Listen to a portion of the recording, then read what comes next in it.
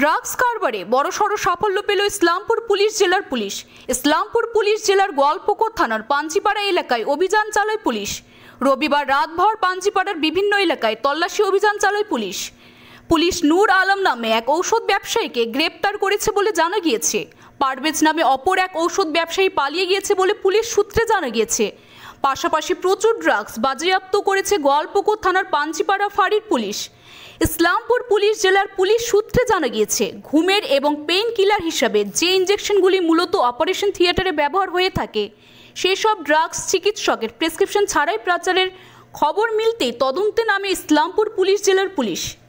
তদন্তে নেমে গোয়ালপুকুর থানার পাঞ্চিপাড়ার এলাকার বাজারের এক ঔষধ ব্যবসায়ীর দোকানে দীর্ঘক্ষণ ধরে তল্লাশি অভিযান চালায় পুলিশ। পাঞ্চিপাড়া বাজারের এক ওষুধ ব্যবসায়ীকে আটক করা হয়েছে। পাশাপাশি প্রচুর ড্রাগস বাজেয়াপ্ত করা হয়েছে বলে পুলিশ সূত্রে জানা গিয়েছে।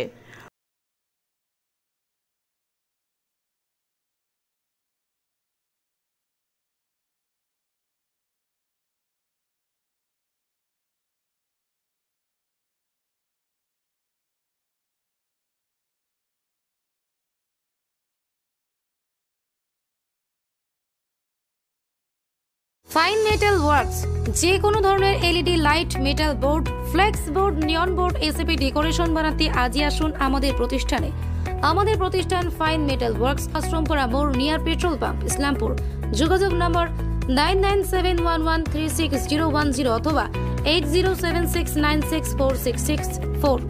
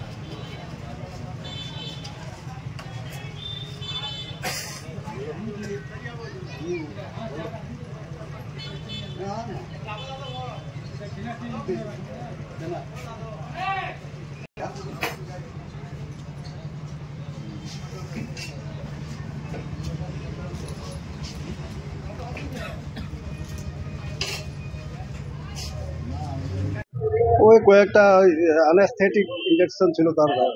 কতগুলো ছিল? ওদের 40-50 পিস। কি কি উদ্ধার করেছে পুলিশ আপনাদের এখান থেকে? এই যে অ্যাপিল গুলো আছে আর এই যে অ্যানেস্থেটিক আছে। কতদিন ধরে চলতো আপনাদের এখানে দোকান তো আমার অনেকদিন থেকে আছে, 2004 থেকে।